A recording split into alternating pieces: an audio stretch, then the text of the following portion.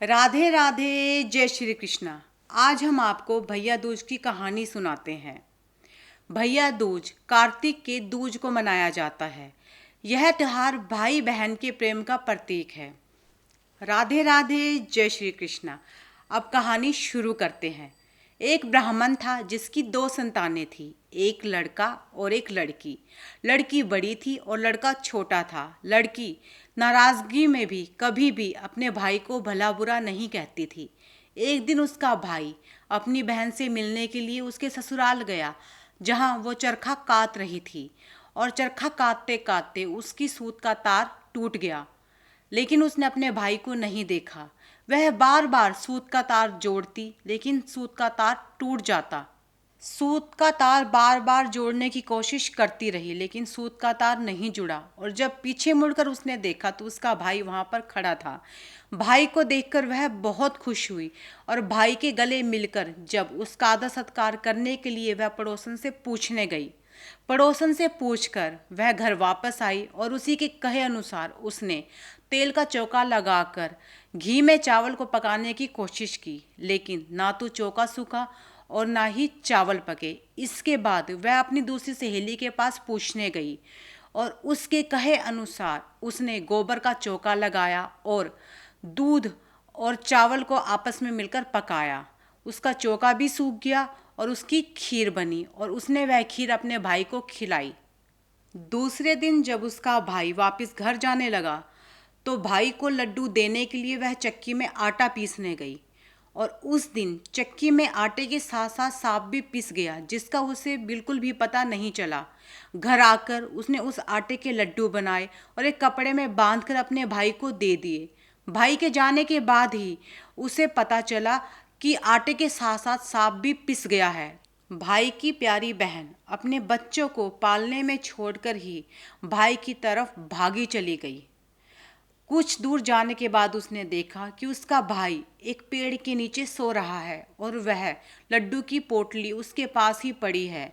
सौभाग्य से उसके भाई ने कोई भी लड्डू नहीं खाए थे और उसने जल्दी से वह पोटली खोली और वह लड्डू निकालकर फेंक दिए।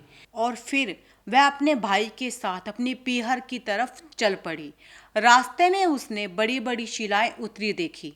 एक राहगीर के पूछने पर उसे पता चला कि वह शिलाएं उस भाई के सीने पर शादी के वक्त रखी जाएगी, जिससे उसकी बहन कभी भी नाराज नहीं होती। जब वह थोड़ी सी आगे और चले तो उन्होंने एक नाग और नागिन का जोड़ा देखा। जब उससे यही बात पूछी तो नाग ने कहा कि जिसके भाई की छाती पर यह शिला रखी जाएगी, हम उसे खा जाएंगे। जब इससे बचाव के उपाय में उसने नागिन से पूछा तो नागिन ने कहा कि जो बहन अपने भाई का सब काम खुद करेगी और भाई और भावज को जमकर गालियां देगी, उसके भाई को कुछ भी नहीं होगा। वहीं से वह भाई को कोसते कोसते साथ में चल पड़ी और पीहर पहुंच गई। जब उसके माँ बाप ने उसका यह बर्ताव देखा तो उन्हें बिल्कुल भी अच्छा नहीं लगा। विवाह की जब लगन आई तो भाई को वह गाली देने लग गई और लगन स्वयं चढ़ाने लगी। और जब वह घोड़ी पर चढ़ी और घोड़ी पर चढ़ते ही जब शिलाएं आई तो पुरुष की जगह एक नारी को देखकर वह शिलाएं वापस लौट गई। और यह सब देखकर बाराती उसे अपने साथ ले गए। और जब फेरों का समय आया तो भाई को पीछे करके गालियां देते हुए वह स्वयं फेरे लेने लग गई। और यहाँ तक कि जब सुहागरात का समय आया तो भाई के स्थान पर वह स्वयं अपनी भाभी के साथ सोने चली गई, क्योंकि उसे पता था नाग और नागिन उसके भाई को डसने आएंगे, लेकिन उसने पहले से ही तैयारी कर रखी थी। और जब नाग और नागिन उसके भाई को डसने के लिए आए, वह नाग और नागिन को मारकर अपने जेब में रखकर 3 दिन तक सोई रही। जब सब मेहमान विदा हो गए और उसकी माँ को याद आया कि उसे भी विदा करना है, तब वह नीचे आई और नाग और नागिन का जोड़ा जो कि मरा हुआ था उसे अपनी माँ को दिखाते हुए गुस्से में बोली कि माँ, मैं इतनी नीच भी नहीं हूँ। ये नाग और नागिन मेरे भाई और भाभी को डसने आए थे। मैंने अपनी जान पर खेल कर अपने भाई भाभी के प्राणों की रक्षा की है और अपने भाई के लिए अपने बच्चों को पालने में ही छोड़कर आई हूँ। मैं चाहती हूँ कि मेरे भैया और भाभी को किसी भी प्रकार का कष्ट ना हो। यह कहकर जब वो जाने लगी तो उसके भाई और माँ ने उसे रोका और प्रेम और आदर सहित उसे विदा किया। इस प्रकार यह त्योहार यानी कि भैया दूज का त्योहार भाई बहन के प्रेम का प्रतीक है। राधे राधे, जय श्री कृष्णा। और अगर आप सबको हमारी ये वीडियो पसंद आए तो वीडियो को लाइक कीजिएगा, शेयर कीजिएगा, कमेंट कीजिएगा और हाँ, हमारे चैनल को सब्सक्राइब करना बिल्कुल भी मत भूलिएगा। राधे राधे, जय श्री कृष्णा। राधे राधे, जय श्री कृष्णा। आज हम आपको संतोषी माता की कथा सुनाते हैं। एक बुढ़िया थी जिसके 7 बेटे थे, 6 कमाने वाले थे और एक निकम्मा था। बुढ़िया बड़े प्यार से 6 बेटों के लिए रसोई बनाती, भोजन कराती और बाकी जो जूठा बच जाता वो 7वें बेटे को परोसती। लेकिन 7वां बेटा बहुत भोला था। एक दिन वह अपनी बहू से बोला कि देखो मेरी माँ मुझे कितना प्यार करती है। और तब उसकी बहू बोली कि हाँ, तभी तो वो सबका बचा हुआ जूठा तुम्हें खिलाती है। इस पर वो कहने लगा कि नहीं, ऐसा नहीं हो सकता। जब तक मैं अपनी आंखों से नहीं देखूंगा तब तक ये सब नहीं मानूंगा। तब उसकी बहू ने कहा कि जब देख लोगे तब तो मानोगे ना। कुछ समय पश्चात एक बहुत बड़ा त्योहार आया और उसकी माता ने 7 प्रकार के भोजन बनाए और चूरमे के लड्डू बनाए। जांचने के लिए सिरदर्द का बहाना बनाकर एक पतली चादर ओढ़कर वो रसोई में ही सो गया और सब कुछ देखने लगा। जब उसके 6 भाई आए तो उसकी माता ने बड़े सुंदर सुंदर आसन बिछाए, 6 भाइयों को बड़े प्यार से भोजन कराया, उनके लिए 7 प्रकार के भोजन की थाली परोसी और अनुग्रह से उन्हें भोजन कराया। जब सभी भाई भोजन कर चुके थे तब उनकी माता ने उस 7 भाइयों की थाली में से जूठे लड्डू के टुकड़े उठाकर उसका एक लड्डू बनाया और सारी जूठन साफ करके 7वें भाई को उठाते हुए बोली कि 6 भाई भोजन कर चुके हैं, उठना कब खाएगा। तब 7वें बेटे ने उठ के कहा कि माँ, मैं यह भोजन नहीं खाऊंगा और मैं परदेश जा रहा हूँ। तब उसकी माता ने कहा कि कल का जाता आज जा। तो लड़का बोला कि हाँ हाँ, आज ही जा रहा हूँ और वह परदेश जाने के लिए निकल पड़ा। और उसे अपनी बहू की याद आई जो कि गौशाला में कंडे थाप रही थी और वह उसके पास जाकर बोला, हम जावे परदेश को, आवेंगे कुछ काल, तुम रहियो संतोष से, धर्म अपना पाल। यह सुनकर उसकी बहू बोली कि पिया जी, आप आराम से जाइए और हमारी चिंता बिल्कुल भी मत कीजिए। ईश्वर हमारा ध्यान रखेंगे और भगवान करे वो आपकी भी सहायता करे। बस जाते वक्त आप हमें अपनी कोई निशानी दे जाइए जिसके सहारे हम आपकी जुदाई बर्दाश्त कर सकें। राधे राधे, जय श्री कृष्णा। अब आगे की कथा सुनिए। यह सुनकर वह बोला कि मेरे पास तो कुछ भी नहीं है, बस सिर्फ ये अंगूठी है, यह तुम रख लो और मुझे भी निशानी के बदले में कुछ दे दो। तो वह बोली कि मेरे पास तो सिर्फ इस गोबर वाले हाथ के सिवाय कुछ भी नहीं है।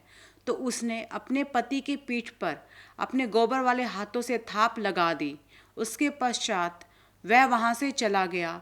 चलते चलते वो दूर देश में जा पहुँचा। वहाँ उसने एक साहूकार की दुकान देखी और वो साहूकार के पास जाकर कहने लगा कि मुझे नौकरी पर रख लो। साहूकार को नौकर की ज़रूरत थी, इसीलिए उसने कहा कि रह जा। तब वह लड़का बोला कि मुझे कितनी तनख्वाह दोगे। तो साहूकार ने कहा कि पैसा तुम्हें काम के अनुसार ही मिलेगा। तब वह साहूकार की दुकान पर सुबह 7 बजे से लेकर देर रात तक काम करता था। धीरे धीरे उसने साहूकार का सारा काम संभाल लिया। साहूकार के सब नौकर चक्कर खाने लगे कि यह तो बहुत होशियार बन गया। साहूकार ने उसका काम देखा और 3 महीने के भीतर ही उसे अपना साझीदार बना लिया और वह 12 वर्षों के भीतर ही उस नगर का नामी सेठ बन गया और साहूकार ने अपना सारा कारोबार सौंप कर तीर्थ यात्रा की तरफ चला गया। अब इसके पश्चात उसकी बहू पर क्या बीती यह सुनिए। राधे राधे, जय श्री कृष्णा। अब आगे की कथा सुनिए कि उसके पति के जाने के बाद उसकी बहू पर क्या बीती। उसके सास ससुर उसे बहुत तंग करते थे, घर का सारा काम उससे करवाते और जंगल में लकड़ी लाने के लिए भी उसे ही भेजते थे।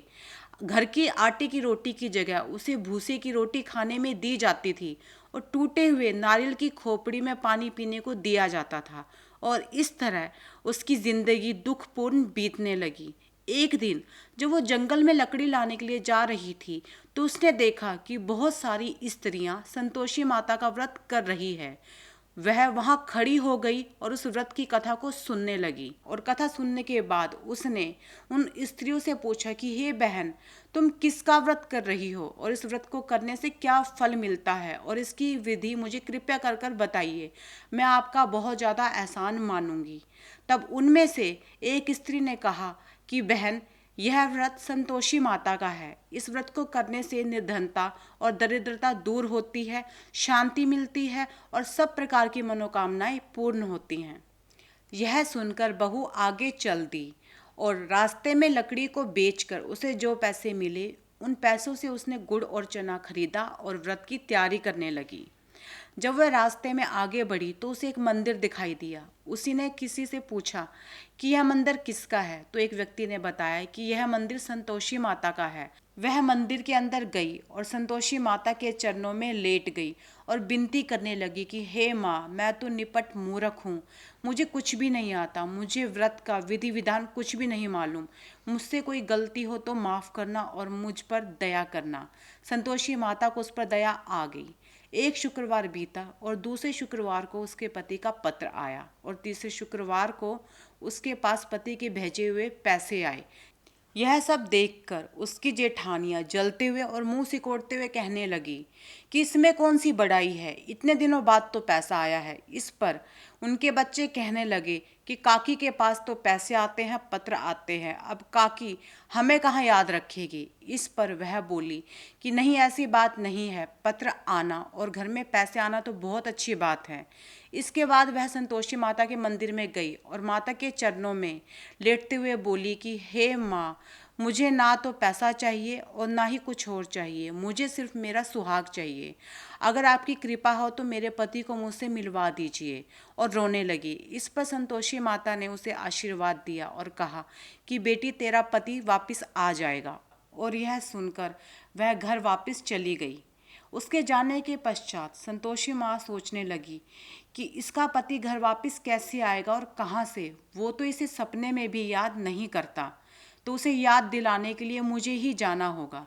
तो एक दिन संतोषी माता उसके पति के सपने में प्रकट होकर कहने लगी कि बेटा, जागता है या सोता है? तो वह बोला कि माँ, ना मैं जागता हूँ ना सोता हूँ, मैं बीच में हूँ। फिर माँ ने कहा कि बेटा, तुझे कुछ याद है कि तेरा घर और परिवार है? वह बोला हाँ माँ, मेरे माँ बाप और भाई हैं। तो वह बोली कि बेटा, तेरी एक स्त्री भी है जो बहुत ज़्यादा कष्ट उठा रही है। तब वह बोला कि हाँ माँ, मुझे सब याद है, लेकिन मैं क्या कर सकता हूँ, दुकान का हिसाब किताब बकाया है और सारा सामान भी दुकान में भरा हुआ है, मेरे पास कोई और चारा नहीं है। तब संतोषी माँ ने कहा कि बेटा, चिंता मत कर, सुबह उठकर मेरा नाम ले, नहा धोकर मेरी पूजा कर और दुकान में बैठ जा। शाम होते होते तेरा सारा हिसाब किताब हो जाएगा, सारा सामान बिक जाएगा और धन का ढेर लग जाएगा। और जैसे ही सुबह हुई, वह माता के कहे अनुसार सुबह उठकर माता के मंदिर में गया, पूजा अर्चना की और दुकान में आकर बैठ गया। दुकान में हिसाब करने वाले आए, उसका सारा सामान बिक गया और माता के कहे अनुसार शाम को उसके पास पैसों का बहुत सारा ढेर लग गया। उस पर माता रानी की कृपा हुई और वो बहुत खुश हुआ और मन ही मन माता रानी को प्रणाम करते हुए वह बाजार गया, जहाँ से उसने कुछ कपड़े और गहने खरीदे घर के परिवार के सदस्यों के लिए और घर की तरफ चल पड़ा। और दूसरी तरफ उसकी पत्नी जंगल में लकड़ी लाने के लिए जाती है और रास्ते में विश्राम करने के लिए माता रानी के मंदिर में बैठ जाती है। वहाँ पर वो धूल उड़ती देखकर माता रानी से पूछती है कि हे माता, ये सब क्या हो रहा है? तब माता कहती है कि पुत्री, तेरा पति आ रहा है, अब तू एक काम कर, जो लकड़ी तूने ला रखी है उसके 3 गट्ठर बना, एक गट्ठर नदी में रख, एक मेरे मंदिर पर और एक अपने सिर पर। इन गट्ठरों को देखकर तेरे पति का तेरे प्रति मोह पैदा हो जाएगा। वह वहाँ रुकेगा, खाना बनाकर खाएगा और फिर अपनी माँ के पास जाएगा। और तब तू वहाँ चौक पर जाना और खड़े होकर 3 आवाज़ें लगाना कि माँ जी, लकड़ी का गट्ठा लो, भूसी की रोटी दो और नारियल की खोपड़ी में पानी दो, और आज यह मेहमान कौन आया है। माँ की बात सुनकर और खुश होकर अच्छा माता कहकर वह वहाँ से चली जाती है और लकड़ी की 3 गट्ठे बनाती है। एक गट्ठा वो नदी के तट पर रखती है और दूसरा गट्ठा माता रानी के मंदिर में। नदी के तट पर एक मुसाफिर आता है और वहाँ पर सूखी लकड़ियों को देखकर खाना बनाने की और विश्राम करने की सोचता है। वह वहाँ पर खाना बनाता है और कुछ देर विश्राम करने के पश्चात अपने घर चला जाता है और वहाँ पर जाकर घर वालों से प्रेम पूर्वक मिलता है। तभी वह स्त्री यानी कि उसकी बहू लकड़ी के तीसरे गट्ठे को सिर पर रख कर घर में आती है और आंगन के बीच में गट्ठे को पटक कर जोर से आवाज लगाती है कि सासू माँ, लकड़ी का गट्ठा लो, भूसे की रोटी दो और नारियल की खोपड़ी में पानी दो, और आज तुम्हारे घर ये कौन मेहमान आया है। तब उसकी सास बाहर आकर कहती है कि बहू, तू ये क्या कह रही है, तेरा पति आया है, तू आ बैठ, मीठा भात खा और साड़ी और गहने पहन।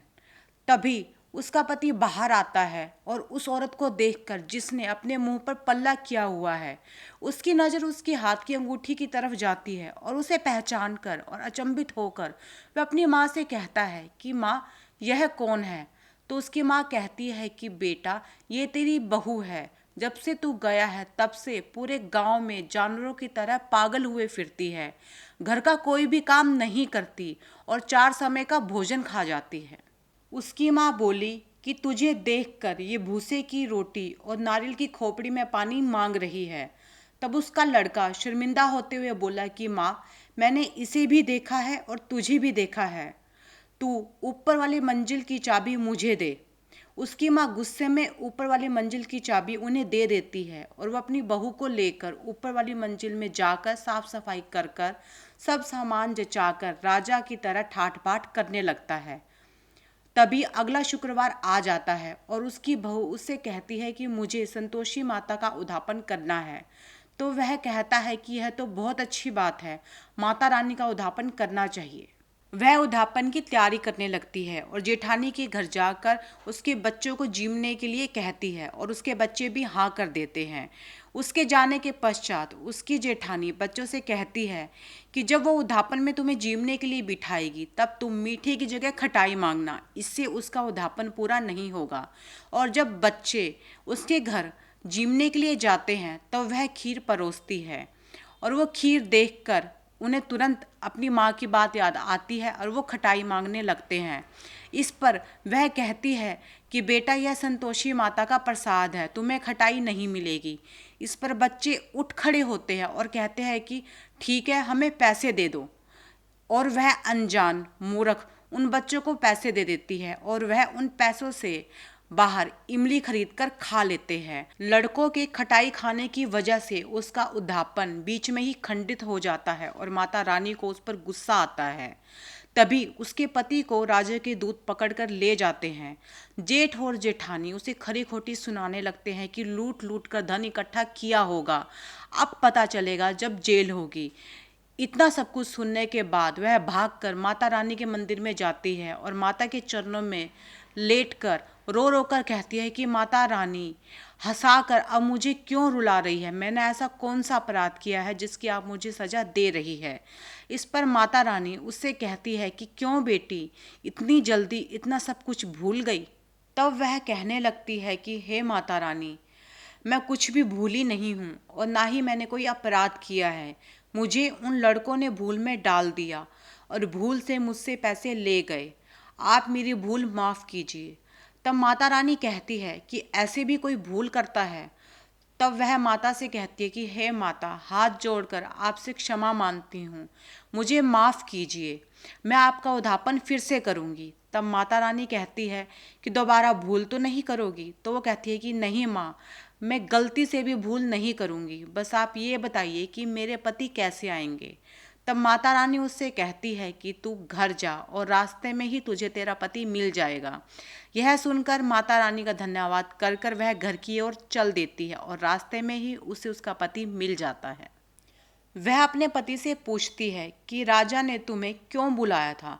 वह कहता है कि इतना धन कमाया है, राजा ने टैक्स भरने के लिए बुलाया था और वहीं भरने गया था। इस पर वो कहती है कि चलो जो हुआ अच्छा हुआ, अब घर की ओर चलते हैं। वह घर जाते हैं। कुछ दिनों बाद दोबारा शुक्रवार आता है। वह अपने पति से कहती है कि मुझे शुक्रवार का फिर से उद्यापन करना है। उसका पति कहता है कि ठीक है, करो उद्यापन। वह दोबारा अपनी जेठानी के घर लड़कों को भोजन जिमाने के लिए कहने जाती है। जेठानी उसे खरी खोटी सुनाती है और लड़कों को कहती है कि अब की बार तुम जिमने जाओगे तो पहले ही खटाई मांग लेना, ताकि उसका उद्यापन पूरा ना हो। जब लड़के उसके घर उद्यापन पर जिमने जाते हैं तो वो पहले ही कहते हैं कि हमें खीर नहीं भाता, हमारा जी बिगड़ता है, हमें खाने के लिए खटाई चाहिए। इस पर वो कहती है कि संतोषी माता का उद्यापन है, मीठा ही खाने को मिलेगा, खटाई नहीं मिलेगी। वह खटाई देने से लड़कों को मना कर देती है। इस पर लड़के गुस्सा होकर वहां से उठकर वापस अपने घर चले जाते हैं और कुछ देर बाद सोचने के बाद वह ब्राह्मण के लड़कों को भोजन जिमाने के लिए लेकर आती है और उन्हें भोजन कराकर यथाशक्ति दान दक्षिणा देकर और एक एक फल देकर उन्हें विदा करती है। इस प्रकार उद्यापन संपन्न होने पर संतोषी माता उस पर प्रसन्न होती है और उसे आशीर्वाद देती है और 9 महीने बाद उसके चंद्रमा के समान पुत्र की प्राप्ति होती है। पुत्र की प्राप्ति के बाद प्रसन्न होकर वह अपने पुत्र के साथ रोज संतोषी माता के मंदिर जाने लगी। एक दिन संतोषी माता ने सोचा कि यह रोज मेरे मंदिर आती है, क्यों ना आज मैं इसके घर जाकर देख आऊं कि ये क्या आसरा करती है। तो माता रानी ने भयानक मुख बनाया, गुड़ और चने से सना हुआ मुंह, मोटे मोटे सूंड के समान होठ और उस पे भिन भिनाती मक्खियाँ, और यह रूप बनाकर वो उसकी घर की तरफ चल दी। और यह रूप देखकर उसकी सासू माँ जोर से चीखी कि लड़को भगाओ इसे, यह हम सबको खा जाएगी। लड़के ये सब देखकर जोर से चिल्लाकर दरवाजे और खिड़कियां बंद करने लगते हैं। छोटी बहू जो बच्चे को दूध पिला रही होती है रोशनदान से ये सब देखती है और खुशी में चिल्लाते हुए कहती है कि आज मेरी माता रानी मेरे घर आई है। वो बच्चे को दूध पिलाने से हटा देती है। इतने में इसकी सास यह सब देखकर गुस्से में बोलती है कि पागल, ये तू क्या कर रही है? इस भयानक शक्ल वाली औरत को देखकर तूने बच्चे को दूध पिलाने से ही पटक दिया। तब वह कहती है कि नहीं माँ, यह कोई और नहीं बल्कि मेरी संतोषी माँ है, जो साक्षात मेरे घर पर दर्शन देने के लिए आई है। संतोषी माता की कृपा से चारों ओर लड़के ही लड़के प्रकट हो जाते हैं और सभी दरवाजे और खिड़कियाँ खोल देते हैं। यह सब दृश्य देखकर सभी घरवाले माता रानी के चरणों में पड़ गए और विनती करते हुए कहने लगे कि हे माता रानी, हम पापी हैं, अज्ञानी हैं, मूर्ख हैं। हमने आपके उद्यापन को खंडित करने का बहुत बड़ा अपराध किया है। कृपा करके हो सके तो हमारे अपराध को आप क्षमा करें। और इस प्रकार उनकी कई बार विनती करने पर माता रानी उन पर प्रसन्न हो जाती है। जिस प्रकार माता रानी ने उस बहू की मनोकामना को पूर्ण किया, सबकी मनोकामनाओं को पूर्ण करे। जय संतोषी माँ। और अगर आप सबको हमारा वीडियो पसंद आए तो वीडियो को लाइक कीजिएगा, शेयर कीजिएगा, कमेंट कीजिएगा और हमारे चैनल को सब्सक्राइब करना बिल्कुल भी मत भूलिएगा। राधे राधे, जय श्री कृष्णा।